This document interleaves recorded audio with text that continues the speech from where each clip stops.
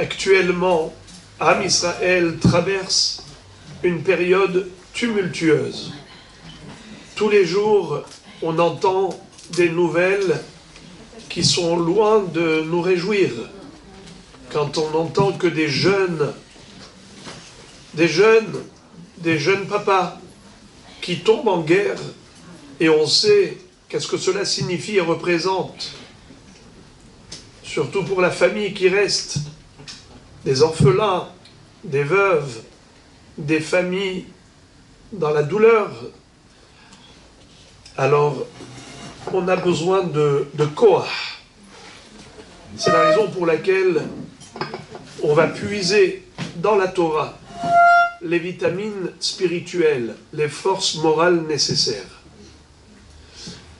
Cette paracha de Vaïhi, que nous lirons Shabbat prochain, nous raconte que Yaakov Avinu a vécu 147 ans. 130 ans avant d'arriver en Égypte, et 17 années supplémentaires en Égypte. Et nos maîtres de faire remarquer que son papa Yitzhak Avinu, lui avait vécu 180 ans. Pourquoi donc son fils n'a pas vécu comme son père? Normalement, les trois patriarches devaient vivre 180 ans tous les trois. Abraham Avinu, concrètement, n'a vécu que 175 ans. Parce qu'Akadosh Baruch Hu n'a pas voulu qu'il souffre moralement en voyant son petit-fils Esav Harasha commettre des avérotes si graves, telles qu'il a enfreint le jour de la mort d'Abraham Avinu. Abraham Avinu n'a pas vu ce qu'a fait son petit-fils Esav ce jour-là. Il avait commis 5 infractions très graves que le Midrash va énumérer.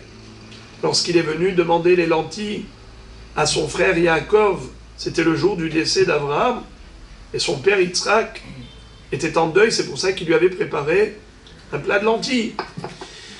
Donc, normalement, il devait vivre 180 ans, mais il n'a vécu que 175. Hachem lui a retiré 5 années de vie. Pourquoi? Pour pas qu'il ait une mauvaise vieillesse. Dieu lui avait promis une belle vieillesse. Et avoir une belle vieillesse, c'est voir ses enfants et petits-enfants dans le droit chemin, et non pas comme Esav Harasha. Donc ça s'explique. Yitzhak a vécu le plein pot. Il a eu la totale 180. Il a épuisé tout le crédit. Tandis que Yaakov, lui, n'a vécu que 147 ans. Ça fait combien en moins par rapport à 180? 180 moins 147 égale 33. Et ce, pour quelle raison? Pourquoi 33 ans de moins que son père? Alors, il y a plusieurs explications. Il y a une explication comme quoi il a été à l'origine de la mort prématurée de Rachel Imenu. Car quand Rachel avait volé les statues de Avodah Zarah de son papa, elle a voulu lui imposer de faire teshuva, alors elle les a cachées. Quand elle a caché ces statues, son père Lavan se met à chercher de partout, et surtout chez Rachel, parce qu'il savait qu'elle aimait fouiner un peu partout, donc elle a dit, elle est touche à tout, certainement c'est elle. Mais elle l'avait cachée sous la selle du chameau. Elle me dit, papa, je suis désolé, derech nashim li, je ne peux pas me mouvoir, me déplacer. En tout cas, quand Yaakov Avinu a vu que Lavan ne le lâchait pas, il a cru que l'histoire des statues, des téraphim, c'était juste un argument pour l'embêter, n'est-ce pas? Il avait poursuivi jusqu'ici, il voulait carrément le tuer, mais Akadosh Baruch Hu lui est apparu dans le rêve, l'a mis en garde. Il lui a dit, gare à toi, si tu touches à Yaakov. Alors Yaakov lui dit, mais qu'est-ce que tu veux de moi? Il lui a dit, bien les téraphim, je cherche tout simplement mes idoles, mes statues.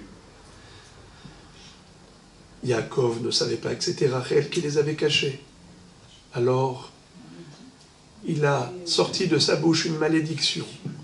Et il a dit, si quelqu'un l'a volé, quelqu'un de chez nous l'avait volé, loïchié, il ne vivra point. En disant qu'il ne vivra pas, ne sachant pas que c'était Rachel, son épouse bien-aimée, qui avait caché les téraphim, eh bien, malheureusement, elle est morte, bien avant son temps. Elle est morte à la naissance de Binyamin, prématurément. Comme Yaakov Avinu a dit, loïchié, il ne vivra pas. Ichye, regardez la valeur numérique, la Gemataria.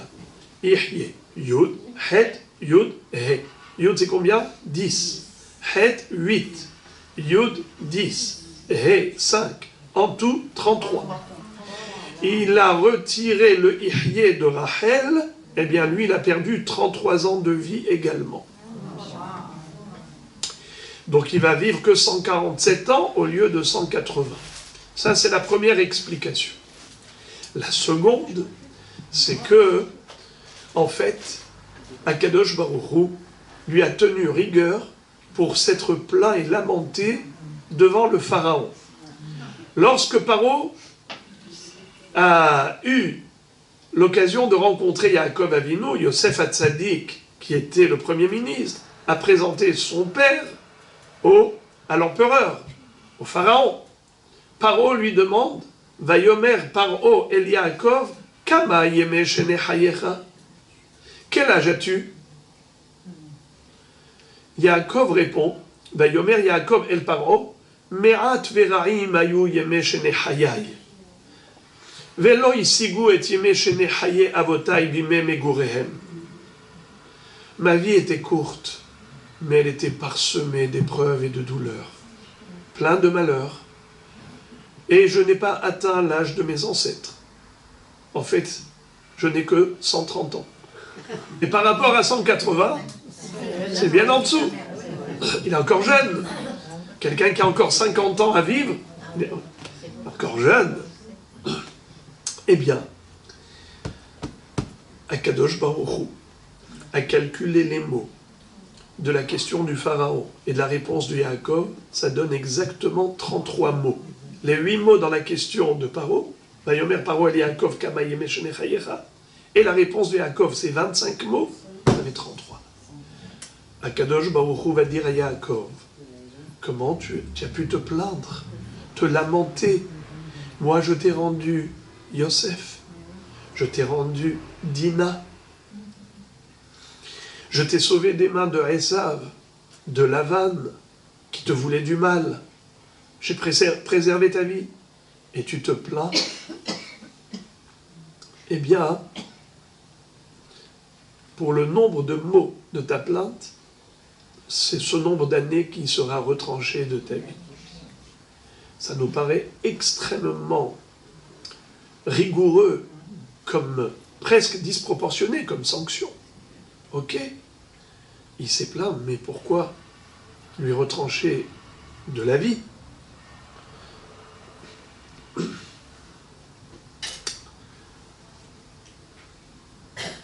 Une autre question, qui a priori n'a rien à voir. Le fait que Yaakov Avinu se soit plaint, on peut expliquer que Yaakov ne voulait pas qu'on fasse de lui une Avodazara. Vous savez que plus tard, il va demander à ce qu'on ne l'enterre pas en Égypte, qu'on l'enterre dans le caveau des patriarches. Rachid donne 3 raisons pourquoi il ne voulait pas être enterré en Égypte. Première raison, c'est que Yaakov Avinu savait qu'un jour, la terre d'Égypte sera transformée en poux. Il ne voulait pas avoir des poux qui circulent sous son corps. Deuxième raison, c'est parce qu'il savait que les Égyptiens allaient faire de lui une idole. Pourquoi?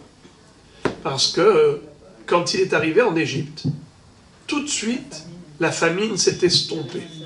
L'eau du Nil remonte et va irriguer les champs. Alors ils ont dit, mais ce n'est pas un être humain, c'est un être divin. Jacob Avinu dit, non, moi je ne suis pas un être divin. Regarde, j'ai même souffert. Et c'est comme ça qu'il a essayé de réduire son image et de la ternir aux yeux du Pharaon. Mais malgré tout, Akadosh Baruch Hu a dit, tu as exprimé une plainte, une lamentation. Eh bien, pour chaque mot, en effet, il va perdre une année de vie. Mais pourquoi? Qu'est-ce qu'il y a de si grave? Autre question, c'est lorsque, au moment où Yosef a été à la rencontre de son père, et qu'il a été accompagné du pharaon, accompagné de toute la cour royale, tous les ministres égyptiens, Yaakov retrouve son fils Yosef après 22 ans de deuil, 22 ans de pleurs. Et maintenant, nous on s'attendait à quoi? À ce qu'il l'enlace de toutes ses forces, qu'il l'embrasse et qu'il le serre sur son cœur. Qu'est-ce qu'il fait à ce moment-là, Yaakov? Il se met à lire le Shema Israël. Hashem Elokeinu Hashem Echad. Écoute Israël, l'Éternel notre Dieu est un, unique. Le Shema, c'est une mitzvah. Yaakov Avinu aurait pu le faire avant, il aurait pu le faire après. Pourquoi juste à ce moment-là? C'est surprenant, c'est choquant. Alors, la réponse aux deux questions, c'est qu'en fait, premièrement,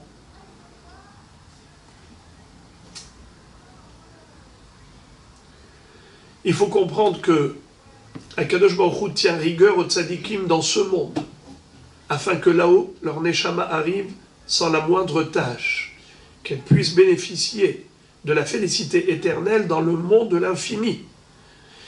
Alors, Akadosh Baruch Hu leur fait purger toute la peine ici. Mais quel est le rapport entre le retranchement de la vie pour une plainte?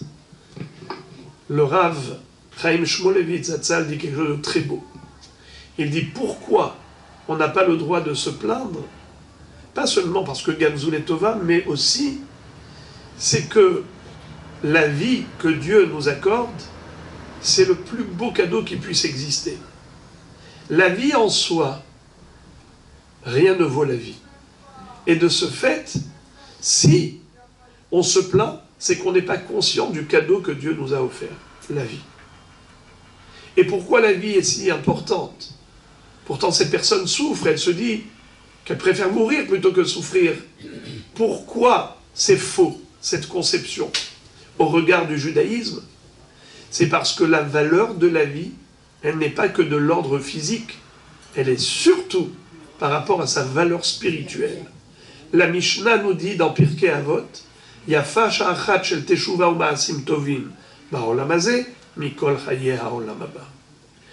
Bien que le olam haba, c'est le monde du délice absolu, même tous les plaisirs de ce monde réunis depuis la création jusqu'à présent, ça ne vaut pas une seconde du plaisir du olam haba, comme dit la Mishnah dans Pirkei Avot, Yafa sha'achat shel korat ruach ba'olam haba mikol chayei ha'olam hazeh. Mais il y a quelque chose ici qu'il n'y a pas là-bas. C'est la possibilité d'agir dans le bien. La possibilité de s'abstenir du mal. La possibilité de faire des mitzvot, ce n'est qu'ici, dans ce bas monde.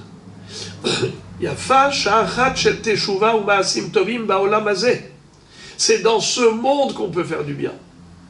C'est quand on a un corps, c'est l'outil de travail pour emmagasiner des mérites. Mais une fois que la Neshama a quitté le corps, eh bien, elle a été déchargée de tout devoir, libérée de toute obligation, aucune possibilité d'accumuler des mérites désormais. Bametim hofshi, kevan sheniftar adam min ha'olam na'asa hofshi min ha'mitzvot. La personne est libérée de toutes les obligations. Alors, c'est toute la valeur de la vie. C'est pour cela nous dit le pasuk, Mait onen adam hay gever al hata'a. C'est un pasuk qui figure dans le livre de Echa. Comment un homme vivant peut se plaindre? Disent nos maîtres, Dai la hay, ba'ashem u hay. Il est suffisant pour le vivant d'être en vie. L'exemple que j'ai donné à cela, c'est comme quelqu'un qui a gagné à la loterie des millions. Et à ce moment-là, il a perdu une petite bricole, un verre qui s'est cassé. Est-ce qu'il va pleurnicher pour ça? Mais il n'est même pas là. Il est dans les nuages tellement. Il est heureux d'avoir gagné maintenant tellement.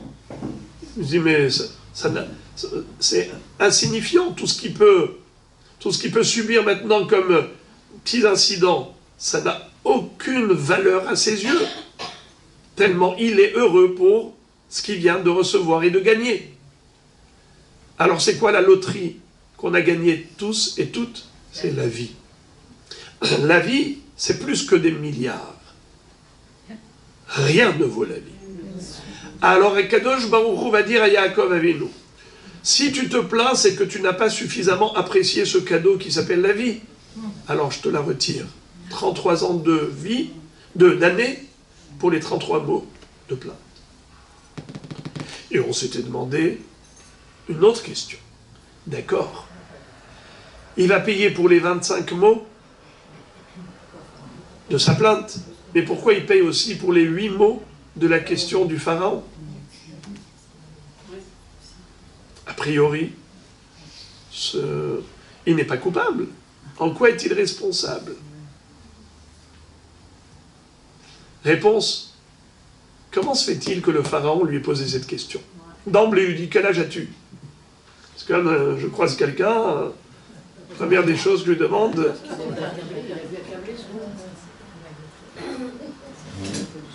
je sais pas, c'est pas la première question, c'est pas très joli, c'est pas très poli. On parle d'autre chose. J'arrive, quel âge as-tu? Ah, c'est pas mal ça. Eh bien, la réponse, c'est qu'il a vu, comme vous dites si bien, marqué par des signes de vieillesse qui étaient impressionnants. Ça veut dire que, comme s'il avait été accablé par les événements qu'il a vécus dans sa vie, et qu'aujourd'hui ça transparaissait au travers de ses rides, des marques de son visage. Alors il lui dit, mais quel âge as-tu? 200 ans, 300 ans? Il a dit non. Merat veraim. Ma vie a été courte, mais parsemée de douleurs et d'épreuves. Oui, il avait pleuré pendant 22 ans la perte de son fils chéri, Yosef Hatzadik, qu'il croyait mort alors qu'il était vivant. Donc il ne pouvait pas se consoler, car nos maîtres nous disent que la consolation, Hachem l'a créée par rapport à la mort, mais pas par rapport à quelqu'un qui est en vie, que l'on croit mort. C'est pour ça que Vaïma'en Nitnachem. Yaakov Avinu a dû fuir Esav, il a eu tellement peur, il a dû fuir Lavan, il a eu peur. Alors ensuite, sa fille Dina qui se fait kidnapper par Shechem ben Hamor. Ensuite, n'est-ce pas, elle a été violée par ce rachat. Et ensuite, Shimon qui disparaît. Après Binyamin, on lui demande de le prendre. Waouh! Tout ça, ça l'a tellement marqué que ça rayonnait, ça reflétait sur son visage. Comme ça reflétait, Paro lui a posé la question. Akadosh Baruch Hu va dire à Yaakov, même la question du pharaon, tu en es responsable. Tu payes pour les 8 mots de sa question également. Maintenant, on va comprendre pourquoi il a récité le schéma au moment où il a retrouvé Yosef. Shema Israël, Hashem Elokeinu, Hashem Echad. Le premier juif qui a dit Shema Israël, c'est qui? Yaakov. C'est le premier Israël du monde. C'est lui qui s'appelait Yaakov, qui porte désormais le nom de Israël. Shema Israël, il se parle à lui-même. Et il se dit, comprends Israël, que Hashem Elokeinu, Hashem Echad. On sait que le nom d'Akadosh Baruch Hu, il a une signification. Quand on appelle Dieu par la tribu de Hashem, Yudke Vavke, c'est que Akadosh Baruch Hu adopte la douceur, la clémence, la pitié, la miséricorde. Quand on l'appelle Elohim, c'est la tribu de la rigueur. Quand Akadosh Baruch Hu sévit, alors on l'appelle Elohim. Quand il agit avec clémence, c'est-à-dire qu'on voit sa pitié, alors on l'appelle Hashem, Yudke Vavke. Yaakov Avinu va se dire à ce moment-là, Shema Israël, Hashem Elokeinu, Hashem Echad.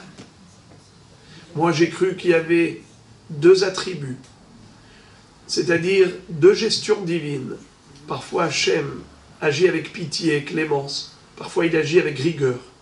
À mon égard, il a été très sévère, très strict, très rigoureux. Regarde tout ce que j'ai subi. Et maintenant, je me suis aperçu que ça n'existe pas, ça. Hashem Echad. Même la rigueur, qui paraît à nos yeux être de la rigueur, provenant d'Hachem, c'est de la douceur. En fait, il s'est aperçu que Gamzoul est Tova. Pourquoi? Car c'est vrai qu'il avait perdu Yosef. C'était un jeune homme de 17 ans. Il a retrouvé un enfant de 30 ans, qui était le roi de l'empire le plus puissant de cette époque. Il a perdu un jeune garçon de 17 ans qu'il a retrouvé en tant que Premier ministre, le vice-roi d'Égypte de l'époque. Alors il a dit, pourquoi ai-je pleuré? C'était des larmes vaines, des pleurs futiles, un chagrin inutile. Car je me suis rendu compte aujourd'hui que même ce que je croyais être négatif, ce n'était que du positif. C'est pour cela que Akshborou va lui dire Lama tomar Yaakov ou tedaber Israël, nistera darki me Hashem ou me Elokai mishpati ya'avor. Pourquoi il y a Israël, pourquoi Yaakov tu dis nistera darki me Hashem ou me Elokai mishpati ya'avor? Est-ce que Akadosh Baruch Hu se détourne de moi? Est-ce qu'il, chasé shalom, il me juge avec injustice? Dieu lui dit Halo yadata, im lo shamata, Elohe olam Hashem, boré ketzot haaretz, lo ya'af velo yiga, en cheker lituvunato. C'est-à-dire, toi, Yaakov, tu le sais, que Dieu, c'est lui qui a créé le cosmos. Tout ce qui existe, d'une extrémité à l'autre du firmament, de toute la terre, de tout le monde, qui a créé toutes ces créatures? Les minéraux, les végétaux, les animaux, les humains, les oiseaux, les poissons, tous les êtres existants. Et chaque créature avec toute la chokhma qu'elle recèle en elle. Qui a créé tout cela dans une harmonie parfaite et tout fonctionne de manière extraordinaire? Celui qui a démontré sa sagesse, son intelligence au travers de la création ne peut pas se tromper. Alors pourquoi et comment tu peux imaginer que Chazé Shalom Akadosh Baruch Hu peut commettre l'injustice? Voilà comment Yaakov Avinu, à ce moment-là, lui-même, il s'en veut de s'être lamenté. Lui-même, il se dit, c'est dommage que j'ai pris à cœur les événements qui étaient douloureux, mais pas malheureux. Parce que, comme Moshe Rabbeinu, lui également, à un moment donné, il s'était plaint. Et il va dire à Kadosh Baruch Hu, mais pourquoi tu m'as envoyé faire sortir les Bnei Israël de Mitzrayim? Depuis que j'ai été voir le Pharaon en ton nom pour réclamer la libération du peuple juif, il a été encore plus cruel, il a été encore plus sévère. Si jusqu'à présent on leur donnait la matière première pour fabriquer les briques, désormais, il leur dit, débrouillez-vous tout seuls. Parce que si vous osez réclamer la liberté, c'est que vous ne travaillez pas assez, alors je vais alourdir l'esclavage. Moshe Rabbeinu va dire à Kadosh Baruch Hu, alors pourquoi tu m'as envoyé? Pourquoi tu as fait du mal à ce peuple? Lama hareota la'amazé, l'amazé shel ahtani, ume'az bati el paro ledaber bishmecha, hera la'amazé vehatze lo itzalta et amecha. Kadosh Baruch Hu, pourquoi tu as fait du mal à ce peuple? Depuis que tu m'as envoyé chez le Pharaon, voilà ce que ça a causé.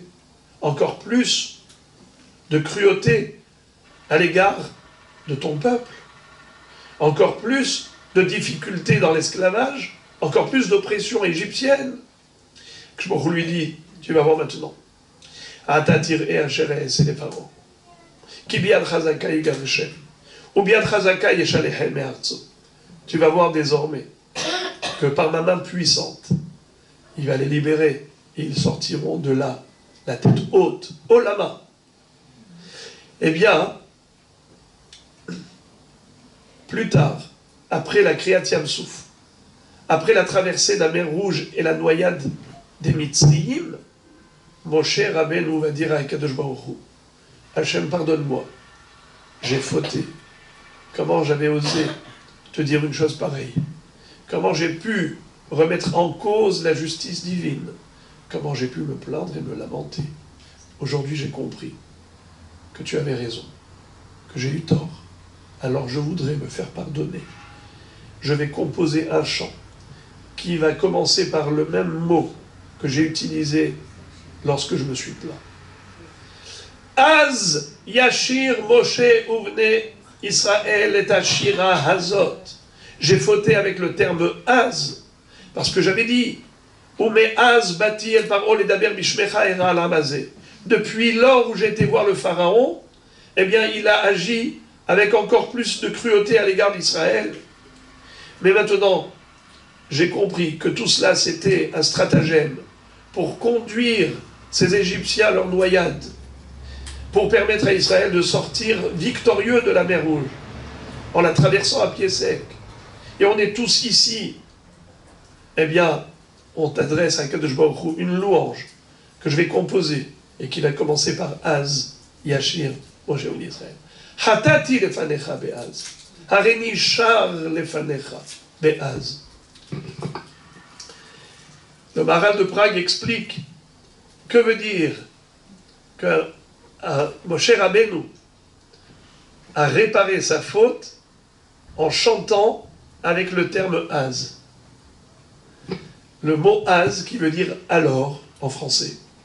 C'est un terme qui correspond à l'infini.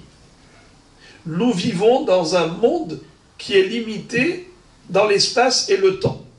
Ce sont nos deux cadres de vie, le temps et l'espace. On tient sur l'espace et on vit le temps. Alors, Akadosh Baruch Hu a créé ce cadre-là du temps et de l'espace pour qui? Pour nous, les humains. Mais Akadosh Baruch Hu, il est au-delà du temps. Et c'est lui qui fait tenir l'espace. C'est pour ça que Dieu s'appelle d'ailleurs Makom. Comme on dit dans la Haggadah de Pessah. Baruch ha-Makom, Baruch Hu. Béni soit le Makom. C'est qui s'appelle Makom? Akadosh Baruch Hu. Pourquoi il s'appelle Makom? Makom, ça veut dire un endroit. Car il est le Makom du Makom. C'est-à-dire, si le monde tient, c'est que parce que Dieu est Mekayem, le Makom. Le mot Makom, ça veut dire Mekayem, faire tenir. C'est pour ça que le Makom s'appelle Makom, parce qu'il est Mekayem au Tanou, parce qu'il nous fait tenir. Mais qui fait tenir ce qui nous fait tenir? C'est Dieu. C'est pour ça qu'ils appellent le Makom du Makom. Alors, Akadosh Baruch Hu, lui, a créé cette limite qui s'appelle l'espace, quelque chose qui nous limite, qui est limité, aussi le temps. Étant donné que nous vivons le temps, c'est quoi le temps? C'est le présent. Car le passé n'existe plus. Le futur, pas encore. On se souvient du passé. On imagine le futur. Mais qu'est-ce qu'on vit? L'instant présent. Et l'instant présent, combien il dure? Il ne dure pas. On navigue sur les vagues du temps. Nahon, sans arrêt. On avance. Nahon, il y a un point de départ. Il y a un point d'arrivée. La finalité, c'est la vie après la vie. Donc, en effet, nous vivons que l'instant présent. C'est la raison pour laquelle on n'a aucune chance de comprendre la gestion divine, car Dieu a un regard global qui n'est pas limité dans le temps. Prenons un exemple.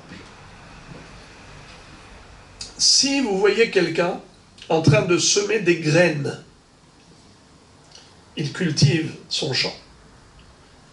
quelqu'un qui ne comprend rien à l'agriculture, il va dire, mais il est fou celui-là. Tu vois pas, il avait des graines de blé, il aurait pu les mettre dans la dafina, dans la tkaïla. Ça aurait été meilleur. Il les a jetés dans la terre, en plus morts et enterrés. Il les recouvre. Nahon. Alors, si ce monsieur-là ne revient pas 3 mois plus tard, il sera convaincu que cet agriculteur, c'est un maboul, complètement à côté de la plaque. Mais s'il arrive plus tard, il voit le résultat. Il dit, ah, tu as vu ça? Il a mis 100 kilos de blé, aujourd'hui il a des tonnes. Nahon, eh bien, c'est exactement ce que fait Akadosh Baruch Hu. Durant toute l'histoire, Hashem Sem, Zoreya Tzedakot, Matzmiach Yeshuot. Mais nous, on n'a pas encore vu la Yeshua. On n'a pas encore vu la Geoula Shlema. Alors pour l'instant, on ne voit que des parties du puzzle. C'est comme un puzzle où chaque pièce de ces milliers de pièces du puzzle n'a aucun sens, aucune signification. Vous voyez une partie, vous voyez un œil, vous voyez une oreille. C'est quoi ça? N'importe quoi. Ce n'est qu'une fois qu'on a étalé toutes les pièces et qu'on voit ce merveilleux tableau, là on est subjugué par la beauté du paysage qui s'offre à nos yeux. Les 6 millénaires qui constituent l'histoire du monde, c'est quelque chose que Akadosh Baruch Hu est le seul à pouvoir gérer. Nous, notre existence, elle n'est que de combien? Allez, comme on a dit, en général c'est 80-90 ans. À Natania, c'est combien? 155. Alors, malgré tout, ça a une limite. Eh bien, à quoi cela ressemble? Ça ressemble à quelqu'un qui regarde par le trou de la serrure et il voit une main en train d'écrire. Et il dit, moi, j'ai vu une main qui écrit. Tu ne peux pas dire, il y a une personne qui écrit. Non, il n'a pas vu la personne, lui, il a vu que la main. Mais s'il y a une main, il y a un bras, s'il y a un bras, il y a un corps, il y a une personne derrière. Non, mais la personne, elle se focalise que sur ce qu'elle voit. Elle ne croit qu'en ce qu'elle voit. C'est ça le inyan de la Emouna. La Emouna, c'est de comprendre qu'on ne peut pas comprendre. C'est là qu'on a tout compris. Quand on a su que le regard divin est bien au-delà du regard humain, alors on comprend que l'humain ne peut pas comprendre le divin. Et c'est ça ce que fait Moshe Rabbeinu. Il chante avec le terme « az ». Nous dit le Maharal, le terme « az » correspond à l'infini. Pourquoi? Tu vois que dans la Torah, ce terme est conjugué au passé. Il est conjugué aussi au futur. « Az ou halikro beshem Hashem » c'est du passé. « Az imales rokpinul shonenurina » c'est du futur. Comment le même mot peut être utilisé pour le passé et pour le futur? Mais c'est contradictoire. Réponse, c'est que ça correspond à la dimension de l'infini qui n'est pas limitée par le temps. Car dans l'infini, c'est le passé à l'infini, avec le futur à l'infini, qui fusionne dans l'instant présent. Alors que nous sommes limités dans le temps, on ne vit que le présent. On ne vit plus le passé. On ne vit pas encore l'avenir. Mais dans la dimension de l'infini, tout est... C'est ça l'infini.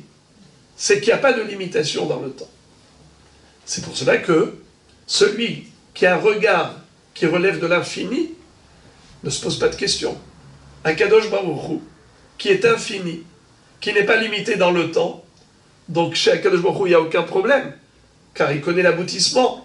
Comme dans l'exemple que je vous ai donné tout à l'heure, si la personne venait 3 mois plus tard et qu'elle voit pousser tout ce blé, alors maintenant elle comprend rétroactivement pourquoi il avait jeté ses graines dans la terre, mais au moment même il n'avait pas compris. Ce n'est qu'après. Eh bien, Moshe Rabbeinu va dire, j'ai fauté avec le terme az, je corrige, je m'auto-corrige, je rectifie le tir en te chantant un chant az Yashir Moshe, avec le terme Az, parce que j'ai compris maintenant que je ne pouvais pas comprendre. Parce que le Az, c'est Aleph, Zain, et Had Rochev al Shiva. Dieu qui est unique, c'est lui qui chevauche les 7 cieux. Et le Maharal de Prague, le chiffre 7, c'est le symbole de la nature, car Dieu a créé toutes les créatures en 7 jours. Donc c'est lui qui est le maître de toute la nature, c'est lui qui est le maître de toutes les créatures. Et tout ce que nous voyons à nos yeux, ça paraît décousu, mais chez Akadosh Baruch Hu, c'est une seule histoire. C'est toutes les pièces du puzzle qui forment une seule entité. Seulement nous, on a un regard qui est fragmenté. Alors c'est pour cela que Moshe Rabbeinu, en effet, quand il va dire Az Yashir Moshe au Israël, c'est quoi Yashir?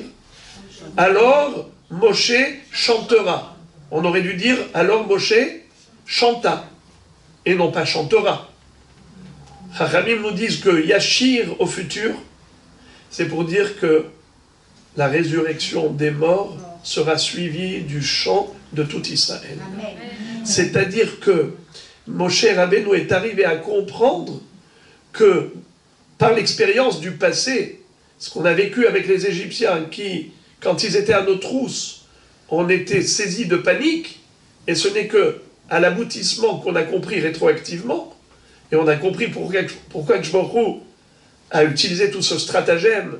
C'était pour les conduire à leur déchéance, pour qu'Israël vive cette vengeance, de voir leurs prédateurs maintenant se noyer, rendre l'âme.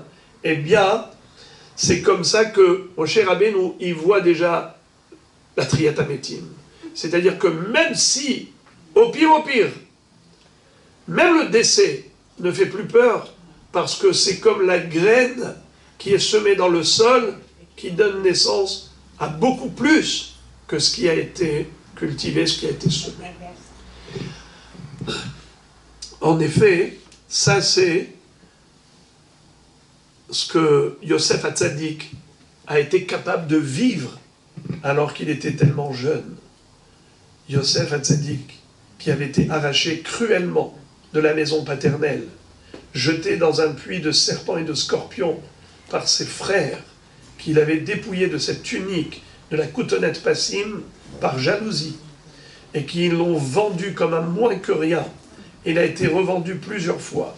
Ensuite, il a été jeté dans un cachot égyptien pour y passer 12 ans de sa vie. Figurez-vous que cet enfant-là aurait pu se révolter, chas v'shalom, contre Hachem. Il aurait pu faire un rejet de toute l'éducation qu'il avait reçue de son père. Bien au contraire, il surmonte toutes ces épreuves avec une émouna extraordinaire. Même la femme de Potiphar, qui essaye de le menacer, pas du tout. Il lui dit, je n'ai pas peur de tes menaces parce que la séduction n'a pas marché. Il lui a dit, mais comment tu veux que je faute alors que Dieu est là? Elle lui a dit, il n'y a personne qui nous voit. Elle dit, oui, mais Dieu nous regarde. Donc il voit Dieu, Yosef. Yosef, même quand il est donc sous l'effet de la menace de cette femme, qu'est-ce qu'elle lui dit? Je vais te crever les yeux. Il dit, Hachem, Poké Arivrim, Dieu rend la vue aux aveugles. Je vais te mettre en prison. Hachem, Matir Asurim, Dieu libère les prisonniers. Il lui dit, je vais te courber avec des poids lourds. Hachem, Zokev Kefoufim, Dieu redresse les courbés. Et après, quand Paro lui dit, il paraît que tu es un superbe interprète. Tu es le plus grand Raham ici. Il dit, moi, pas du tout. Alors là, vous vous trompez d'adresse. Biladai, Elohim, Yanet Shlam Paro. C'est Dieu qui donne la sagesse. C'est lui qui peut m'inspirer. S'il veut bien me donner la chokma, j'y arriverai. Sinon, je ne suis rien. Biladai, je ne suis rien. Ça, c'est la émouna de Yosef. Alors qu'il sort du cachot, il aurait pu lui dire, ah oui, c'est pas toi, alors retourne. Non, il n'a peur de rien. Lui, il parle que de Dieu à tel point qu'il a même réussi à influencer le roi des athées, le roi des idolâtres. Paro lui-même va parler de Dieu. Parce qu'une fois qu'il a interprété le rêve avec les 7 années d'abondance suivies des 7 années de famine, alors il lui dit, tu sais quoi? Si Dieu t'a montré tout ça, c'est toi qui vas gérer maintenant l'économie de mon pays.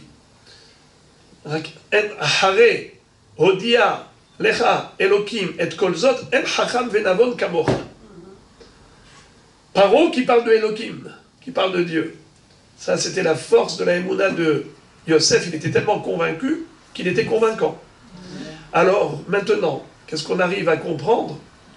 Que Yosef Hatzadik, il est arrivé à sublimer jusqu'à ce que, quand ses frères étaient couverts de honte, noyés dans cette hashuma, que maintenant, celui qui se dévoile devant eux, le fameux vice-roi égyptien soi-disant, n'était nul autre que leur frère qu'ils avaient tant maltraité. Nivahalo mipanav. Ils ne pouvaient plus broncher, ils ne pouvaient plus rien dire, ils étaient bouche bée, abasourdis. Chachamim disent que même ils ont perdu connaissance par Hanishmatam.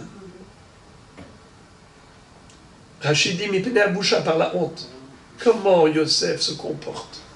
Au lieu de se venger, au lieu de leur dire oui, vous méritez, vous devez avoir honte. Boucha, ayez honte de vous-même. Loin de là, il leur dit, mais de quoi vous vous gênez? Vous m'avez fait du mal, vous m'avez fait le plus grand bien.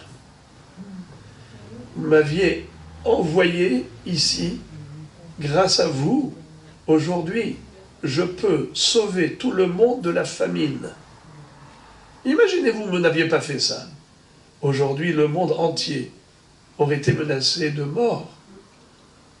Qui a fait que je me retrouve aujourd'hui dans cette situation, à pourvoir aux besoins de tout le monde, et aussi du vôtre, de pouvoir vous installer en Eretz Goshen, pour vous donner de la parnassa tranquillement? C'est vous. Mais Atem, comment il leur dit? Atem hashavtem alay ra'a, ve'Elohim hashava letova. Vous aviez pensé faire du mal, mais Dieu l'a transformé en bien. Ve'ata lo atem shelatem otiena. Ce n'est pas vous qui m'avez envoyé ici. Qui a Elohim. C'est Dieu qui m'a envoyé là.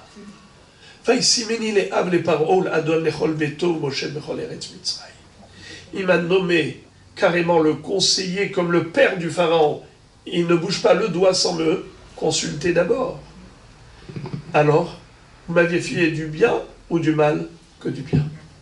Toda Rabba, mes chers frères, ça c'est le regard profond de la Emouna. De pouvoir dépasser la limite du regard humain, de comprendre que Kadosh Baruch Hu, tout ce qu'il fait, c'est Hakol Letova, Gamzu Letova, comme David Amelech le disait, Gam ki elech, Begeitz al Mavet, Loirara, ki ata imati. Même si je marche à l'ombre de la mort, je ne crains rien, parce que Dieu, tu es avec moi. Shivtecha, umishantecha, hema, yenahamuni. Pas seulement ta canne, ton appui, mais même ton bâton qui frappe, ça me console. Parce que ce n'est pas un bâton, c'est ton bâton. C'est le bâton de papa. Lorsqu'un papa corrige son enfant, c'est pas par cruauté, c'est par amour. Lorsque vous voyez le petit courir après le ballon sur la chaussée, et que le camion freine, et qu'à la dernière seconde, il a évité le pire, tous ceux qui passent par là retiennent leur souffle. Il a failli l'écraser, mais il continue. Mais il y a quelqu'un qui sort de l'immeuble, il court après l'enfant, et lui donne une bonne tréha, une bonne tannée, et il lui dit, tu vas recommencer à courir dans la chaussée après le ballon, gare à toi, boum. C'est qui cet homme cruel? Son père. Shivtecha ou Mish'antecha. C'est pas seulement Shevet, c'est pas seulement Mishahenet, c'est ton Shevet. Shevet, ça veut dire le bâton. Mishahenet, c'est une canne. La canne, c'est l'appui, c'est la douceur. Le bâton, c'est la rigueur. Si c'est ta rigueur, c'est de la douceur. Tu es avec moi. Tu ne m'abandonnes jamais. Tu me recadres. Et c'est papa qui nous recadre. Avinu Sheba Shammai. David Amelech disait, je ne me fais jamais d'angoisse, jamais d'anxiété, parce que je me sens comme un bébé dans les bras de sa mère. Kagamul aleimo, kagamul alay nafshi. Kagamul ale imo, kagamul alay nafshi. Gamoul, c'est un bébé. Avec gamel et titre. Beyom higamel et titre. Quand il a sevré le bébé, on l'appelle Gemoul. Gamoul. Kagamoul aleimo, comme un bébé dans les bras de sa mère. Il ne se pose pas de questions, il ne s'angoisse pas. Il sait que même s'il a faim, il suffit de pleurer, et à elle de courir pour aller faire le biberon, à elle de courir pour l'amener chez le médecin, à elle de le prendre en charge. C'est elle qui s'occupe de lui, c'est pas lui qui va maintenant se demander qu'est-ce qu'il va manger demain ou après-demain pour faire patlo. David Ameller disait, je suis dans les bras de Avinu Sheba Shammai. C'est ainsi que la Gemara raconte qu'il y avait un grand maître, il s'appelait Rabba Bar Hana. Il a dit, je me posais toujours la question de ce pasouk, Ashlech al Hashem Yehovcha vehu yechalkelecha. Je ne comprenais pas ce que veut dire ce verset.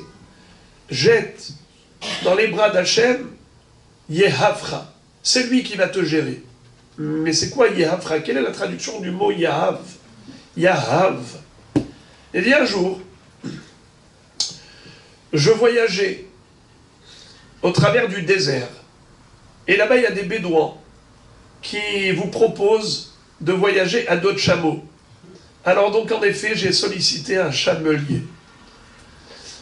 Et quand je lui ai proposé, en effet, bien sûr, de payer, je suis monté à dos de chameau. Et il m'a dit, vas-y, mets ton fardeau, mets ton bagage sur le dos du chameau. Mais comment il me l'a dit? Il m'a dit, Shakil tunach, Shakil yehavach, Veshadi agamla. Prends ton yahav, ton fardeau, ton bagage, et jette-le à dos de chameau. Il dit, maintenant j'ai compris le pasouk. Quel rapport? Alors, Mefarchi m'explique que quand il est monté à dos de chameau, il avait la valise en main. Et le chamelier lui dit, mais pourquoi tu poses pas ton bagage sur le dos de chameau? Il dit, j'ai pitié du chameau, déjà, il me porte. Tu veux qu'il porte aussi ma valise? Skin. Un peu de pitié. Il lui a dit, non. De toute façon, il te porte à toi et ta valise. C'est exactement pareil. Alors, juste la différence, c'est que tu te fatigues. Alors, c'est dommage de te fatiguer. Il te porte, toi et ta valise, au moins, toi, décharge-toi. Il a dit, maintenant, j'ai compris. Ashlech al Hashem yafra. Jette ton fardeau d'angoisse, de soucis, de problèmes, d'anxiété, de perturbations, tout cela, tout ce qui trotte dans ta tête et qui te tarabuste, maintenant, confie tout cela à Dieu. Mande yahiv haye, yahiv mezoné. Celui qui donne la vie, il donne la santé. Celui qui donne l'être, il donne l'avoir. Donc, tu n'as pas besoin de te prendre la tête. Pourquoi? Car de toutes les façons, tu ne te prends pas en charge. Qui est-ce qui te prend en charge? Qui te donne la vie tous les matins? Il te donne la possibilité de te réveiller. Et à chaque moment, il te donne la santé. À chaque moment, il te régénère tes énergies. À chaque moment, il renouvelle tes cellules. À chaque moment, Akadosh Baruch Hu fait en sorte que tous tes organes, tous tes membres fonctionnent parfaitement en harmonie. Qui ça? Akadosh Baruch Hu. Si lui t'assure la vie, il t'assure la santé, il ne peut pas t'assurer tout le reste qui est nécessaire pour toi. Lui, c'est exactement. Qu'est-ce qui est bon pour toi? Fais-lui confiance. Tout est une question simplement de confiance. Et là, on peut arriver même à ce niveau de pouvoir chanter à Kadosh Baruch Hu pour toute situation. La Gemara nous dit Hayav Adam levarech ala ra'a besimcha keshem shemevarech ala tova. On doit remercier Akadosh Baruch Hu pour le mal avec autant de joie qu'on le remercie pour le bien. Alors il y a quelqu'un qui est venu voir le Maguide de Mezrich, l'élève du Baal Shem Tov. Il lui a dit, Rabbi, je ne comprends pas cette Mishnah, je ne comprends pas cette halakha, mais on n'est que des humains. On nous demande d'être des anges. Ça veut dire quoi, ça? On n'est pas des masochistes pour se réjouir du mal qu'on subit. Ça veut dire quoi? Remercier Dieu avec joie pour le mal qu'on subit. Mais la Torah, elle est réaliste. Alors comment elle peut exiger de nous quelque chose qui nous paraît totalement illogique, voire inhumain? Il lui a dit, bonne question. Tu sais qui va pouvoir te répondre? C'est Rabbi Zusha de Anipoli. C'était le frère de Rabbi Elimelech de Lijensk. Un tzaddik Yesod Olam. Ces deux frères, on les appelait Ha'achim HaKedoshim. Les deux saints frères. Pourquoi? Les deux ont atteint des niveaux de Torah. Il y a le Rav Elimelech qui a écrit un livre qui s'appelle Noam Elimelech. Un livre de conseils merveilleux pour nous faire évoluer dans la Torah, dans la Kedusha. Son frère Rabbi Zusha était un homme qui était démuni de tout. Il n'avait rien, même, parfois il lui arrivait de passer des journées entières sans manger. Il n'avait pas d'argent, il n'avait pas de quoi s'acheter. Même sur le plan de la santé physique, il était très faible, beaucoup de maladies. Il y a beaucoup d'histoires de tout ce qu'il a enduré comme souffrance. Et voilà que le Maguide de Mezrich va dire à cet homme, à côté de la cheminée à la synagogue, tu vas voir Rabbi Zusha, pose-lui cette question. Rabbi Zusha lui dit, le rabbi t'a envoyé me voir? Je ne comprends pas. Car moi, j'ai une question inverse. Je ne comprends pas comment on peut dire dans la Mishnah qu'il faut remercier Hachem pour le mal comme pour le bien. Mais moi, je n'ai jamais vu de mal. Toute ma vie, je n'ai eu que du bien. Alors comment on peut dire remercier Hachem pour le mal comme pour le bien? Mais il n'y a que du bien. Toute ma vie, c'est que du bonheur. Il a compris la réponse. C'est que la question ne commence même pas. C'est qu'en fait, tout est une question de regard, la conception par rapport à la Emouna ou sans Emouna. Avec Emouna, il n'y a pas de question. Sans Emouna, il n'y a pas de réponse. Ça veut dire que le Hacham, on dit Hacham, c'est les initiales de 3 mots. Hacham, Het Kaf Mem, Hatzi Kos Malé. La moitié du verre est plein. L'optimiste. Et le pessimiste, ah, tu vois, il est à moitié vide. Mais en fait, ce regard pessimiste fait que dans la vie, il y a toujours des plaintes. On peut toujours pleurnicher. Mais la même personne, dans la même situation, elle ne voit que le bien. Et quand elle se focalise sur ce qu'elle a et non pas sur ce qu'elle n'a pas, alors elle est heureuse en permanence. La mal aux dents. La mal aux dents. Waouh! Alors on hurle pour la dent. C'est l'occasion de dire merci pour tout le reste du corps où tout va bien. D'accord? On se rappelle qu'en fait, on a des organes, on a des membres, mais on ne savait même pas qu'ils étaient là. C'est quand ça fait mal qu'on se rend compte. D'accord? Alors, c'est-à-dire que Kol Yemei Ani Ra'im Vetov Lev Mishte Tamid. Le Shulchan Aruch a écrit plusieurs sections. Ora Haim, Yoredea, Hoshen Mishpat, Even Ha'ezer.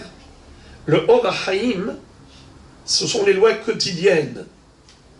C'est le code, non pas le code civil, mais le code de la vie juive. Eh bien, le Shulchan Aruch nous a donné exactement la notice d'emploi d'une vie selon la Torah. Ora Haim, le chemin de vie. Il commence par dire au lever, on doit s'empresser de se réveiller pour aller faire la tfila, pour servir Dieu, avec énergie. Et comme ça, il commence par dire, Idgaber Ka'ari, il doit se renforcer comme un lion. La Hamod Baboker, la Avodat Bor'o, Sheyehu Merorer Hashara. Ça, c'est qui a écrit ça? Rabbi Yosef Karo, l'auteur du Shulchan Aruch. Dans le Shulchan Aruch, il y a des annotations du Rama. Rama, c'est Rabbi Moshe Isserles. Alors, Rabbi Yosef Karo, il a écrit essentiellement le Minhag Sefarad. Le Rama a rajouté le Minhag Ashkenaz. Donc, ils ont ce qu'écrit le Shulchan Aruch, plus les annotations du Rama. Le Rama, figurez-vous, sa première note, la première remarque, il commence par un verset du Tehillim. Shiviti Hashem lenegdi tamid. David Ameller disait, la présence d'Hachem est omniprésente dans mon esprit. Je ressens Dieu toujours présent devant moi. Et là, le Rama nous dit, ça c'est la base du judaïsme. Dans tout ce que tu fais toute ta vie, il faut que ce soit le faire pour Hachem. Tu vis par Hachem, tu dois vivre pour Hachem. Eh bien, lui, il commence avec cette phrase. Mais comment il clôture les 6 livres du Mishnah Brura? À la fin du Or HaChaim, il parle de Purim, il parle de Shushan Purim. C'est-à-dire que, pas seulement Purim Shushan, quand il y a 2 Hadar, alors c'est vrai que Purim c'est le 2e Hadar, mais même dans le premier Hadar, c'est bon de faire une Serouda, le 14 Hadar et le 15 Hadar. Et il termine avec un pasouk qui figure dans Mishlei. Vetov lev mishte tamid. Celui qui a un cœur heureux, eh bien, il est toujours dans le festin, toujours dans les festivités. Vetov lev mishte tamid. Celui qui a un lev tov, eh bien, toute sa vie, c'est un mishte. C'est un long festin. C'est quoi ça? C'est que il commence par Shiviti Hashem lenegdi tamid. Il faut toujours avoir le sentiment de la présence divine devant soi. Et il faut aussi Vetov lev mishte tamid. Avoir toujours un cœur heureux, comme si on était en plein festin. En fait, ces 2 tamid dépendent l'un de l'autre. Si tu sais que tu es entre les mains d'Hachem en permanence, eh bien sache que tu seras heureux en permanence. Car cette confiance en Akadosh Baruch Hu t'apportera une sérénité, une assurance. Tu seras rassuré de savoir que tu es entre de bonnes mains. Et donc tu n'as pas à te fier qu'aux apparences. Tu ne dois pas lire l'histoire à la première lecture des politiciens. C'est vrai que les médias nous font part des nouvelles, avec leur analyse personnelle, surtout qu'ils font beaucoup de beurre avec les nouvelles. Plus on lit, plus on regarde, plus on est spectateur, et plus ils ont de la clientèle, et plus ça fait marcher le monde du journalisme. En effet, les journalistes ont besoin de nous tous et nous toutes. Il faut qu'on puisse... mais ce que je veux dire par là, c'est que on a une autre lecture, nous juifs. La lecture de l'histoire avec des lunettes de Emouna. Ce regard qui est basé sur la Torah. C'est le regard de Yosef Hatzadik. Vayhi bevet Adonav HaMitzri, Vayhi Hashem et Yosef, Vayhi Ish Matzliach. Vous entendez 3 Vayhi, Vayhi, Vayhi, Vayhi, dans le même verset. Et Yosef fut dans la maison de son maître, Potiphar, l'Égyptien. Hachem était avec Yosef. Yosef était un homme qui réussissait dans toutes ses entreprises. C'est quoi ça? Yosef restait avec Hachem dans toutes les situations. Situation de malheur, situation de bonheur, eh bien le malheur n'allait pas le faire tomber dans le désespoir, et le bonheur n'allait pas le faire tomber dans l'orgueil. Car il savait que toutes les situations sont générées par Akadosh Baruch Hu. C'est lui qui l'a mis dans cette situation. Donc, Hachem, Shivtecha, Umish'antecha, Hema Yenahamuni. Gam ki eler begetzal mavet, lo irara ki ata, il m'a dit. Alors, Be'ezrat Hachem Yitbarach, ce que j'espère, c'est que, au travers de cette réflexion, que nous puissions arriver à puiser dans nos sources avoir le ressourcement naturel des Juifs, qui est celui de cette force morale. On le sait que nos ennemis veulent nous atteindre, pas seulement physiquement, mais même psychologiquement. La guerre psychologique du Hamas, elle est terrible. Et malheureusement, il y a des gens qui vivent dans la terreur. C'est ça le terrorisme. C'est la racine du mot terreur. La peur du lendemain. Quel sera l'aboutissement? Mais nous, on ne se pose pas de questions. Parce que la Emouna, Kadosh Baruch Hu fait que, comme dans le passé, il nous a démontré à maintes reprises qu'il nous a tiré d'affaire. Et Ishe Amdala Avotenu Velanu, Shelo Echad Bilvad Amad Alenu, Lechalotenu, Ela Bechol Dor Vador, Omdim Alenu Lechalotenu, Ve'Hakadosh Baruch Hu Matzilenu Miyadam. Oui, il y en a eu beaucoup qui ont voulu éradiquer Israël, l'effacer de la planète Terre. Mais personne n'y parviendra. Pourquoi? Pourquoi Am Israël Haï? Parce que Rod Avinu Haï.